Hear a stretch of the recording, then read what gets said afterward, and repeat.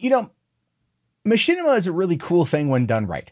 It really is. I mean, we live in an age right now where video games cost more to produce than movies, and they look just about as good depending on the type of game. I mean, look at Red Dead Redemption. It is smooth as hell animation that is really rocking what can come out of the consoles. I mean, just imagine how good the game could look when running on PC. Oh, that's right. You guys don't get it. But anyway, I'm not trying to make fun of PCMR in this case, but Machinima has been around for a long time. We've seen it really worked on with Red versus Blue from Rooster Teeth. We've seen it worked on from Monty who ultimately went on to Rooster Teeth before his unfortunate passing a few years ago.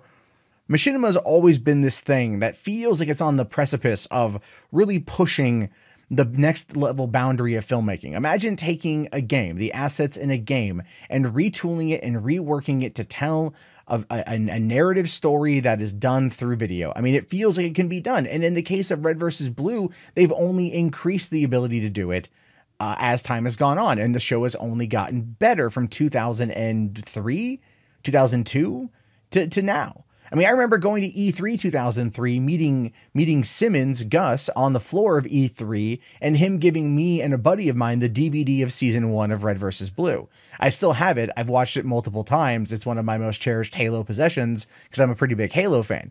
So for me, like, Machinima's always kind of been this dream. It has. It's been this legend. It's been this El Dorado of filmmaking, if you will, combining video games and movies and cutting out the producers from Hollywood that always find a way to muck up the live action adaptations. It always feels like it's right there.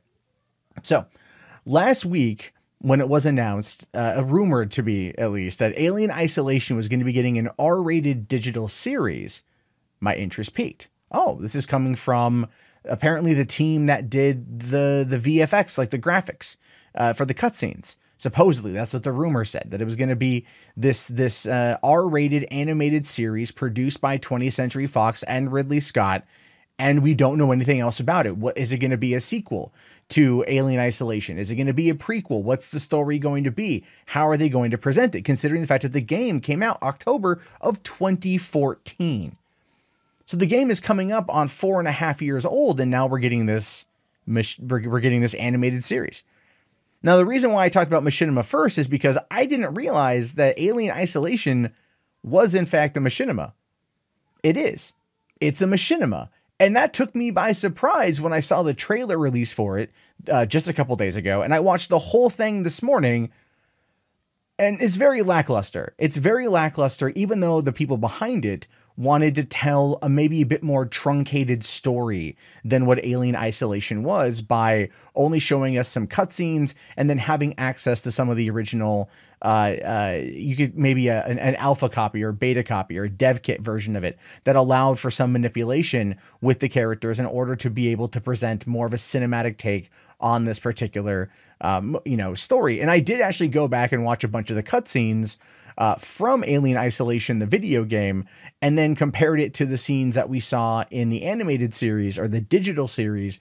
And yes, they definitely, pulled back from a first-person perspective to a third-person perspective and tried to creatively edit the scenes down to be an interesting story. But man, the syncing of the mouth to the voice just doesn't, it's not there, because again, Amanda Ripley is presented from a first-person perspective, so seeing her in a third person, and it doesn't match up at all. It doesn't match up at all. It becomes a weird thing, and ultimately, I went through the whole 7 episodes. I went through the game, and I was left really just unimpressed. And I'm going to talk about more of that involving. I should review it over on 3 Buck Reviews, to be fair. But this is the situation when you have a story like Alien Isolation and you want to tell it from the digital perspective or from a Machinima perspective. They should have just gone all in. The game is 4 years old. The assets were there. The company that put it together did their best with what they were given, but they really should have brought somebody in from like Rooster Teeth that fully understands Machinima and the filmmaking process. This was a French team. I don't know what other work they've done, but all the names in the credits were all French. And all the data was provided by Creative Assembly, and they gave them all the assets to use. And they did their very best, I think. But it also came across like old school machinimas made off of Halo back from the original Xbox in 2004. 2003, 2004, you know, in the early days of YouTube, when we start seeing machinima, the kind of cheap looking things people would do to get around certain aspects of the filmmaking side of it. And really, Rooster Teeth was the ones that really kind of put it out there. Now, the reason why I'm kind of complaining about this is not that they wasted their effort. I appreciate what they did. I appreciate them taking the time to create this particular 70-minute movie. I do.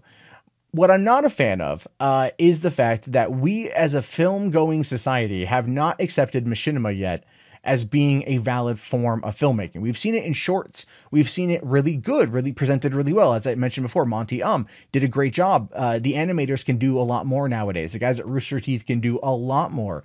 And why they haven't been approached to take this to a feature-length perspective, to be given a bit more of a budget, to get in there with the assets of new games before they come out and really just create a movie and put it out there, and give machinima the well, it's due. I think that it's a valid art form. It's one that doesn't get the attention because we've seen so much crap over the years. But I think if a studio really came out, like a gaming studio, and really came out and wanted to tell a story, wanted to tell a movie, they could work with this production company in order to make it good. I mean, look at the cutscenes that we see in stuff like Red Dead Redemption 2, stuff that's in engine, that they were able to produce in engine using mocap. Imagine if a production studio had the money to go in and to hire people like Troy Baker and Ashley Johnson. I'm talking Last of Us now, right? To go in for The Last of Us Part 2 and to write a movie, to write a script. And while they're doing all the other work, they also act out this particular movie. I mean, that could break the video game movie curse. That could really break the video game movie curse if they produce a feature-length film alongside all this other stuff. If they could produce a feature-length film alongside the game development, they could easily release something in order to boost massive hype, make extra money, and then sell this product. And I think if they tried hard enough, they'd be able to do it. And I think if they cared enough, they'd be able to do it. But the problem with it is, though, is the amount of money they're going to earn off of a movie is probably nowhere near as much they're going to earn off the game. You know, I mean, look at something like Grand Theft Auto. Grand Theft Auto 5 cost $256 million to make, grossed $1 billion in a couple days. It doesn't need it. You know, it doesn't need it. But I think from an art form perspective, I would love to see those two worlds meld in a way that was done from a solid producer perspective and done from a solid, a game development perspective, and the two just come together. Because look, these movies, these games play out like cinematic experiences anyway. Look at the Uncharted series. Imagine the Uncharted series that would tell you the story of, like, let's say Uncharted 4 that was put together alongside the development of the game. Or at least another story leading into it where they had the assets on hand while the actors are doing all the mocap work. They were able to go in and do it themselves. I think that would really, really, really work out. That'd be really cool. But no one's done it yet because I don't think that there's a studio out there that wants to invest the money. I would love it to happen. I would love to look at something like Alien Isolation as a digital series and go, man, that was really cool. I can't wait for the next one, and really push it, and not go, man, that was an effort. that was an effort. They produced something. Anyway, I want to know your guys' thoughts on this one. Do you think that video games should go down this path of trying to create a movie alongside the development, so when it's ready to come out, they can use it as a marketing tool? Do you think it's completely wasted aspect, a wasted prospect? Or do you think it could do a great job of maybe telling a pre-story coming into this event, or telling us something alongside that ties into the grander narrative of the video game? We have the technology to do it. We have the filmmakers and the storytellers that can do it. But do you think that it would be worthwhile to do? I'm curious to know your thoughts. Please let me know down in the comments below. My name is Matt Jarbo. This has been 3 Buck Theater. If you guys haven't already, please subscribe. I'll talk to you guys later. Have yourself a great day, and peace out.